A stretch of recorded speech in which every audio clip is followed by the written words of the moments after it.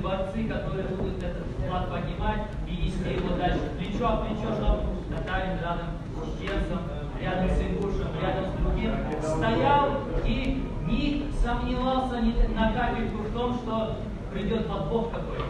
А верил в него так, как верит в себя, и был готов ради своего брата пасть и идти на любую ситуацию.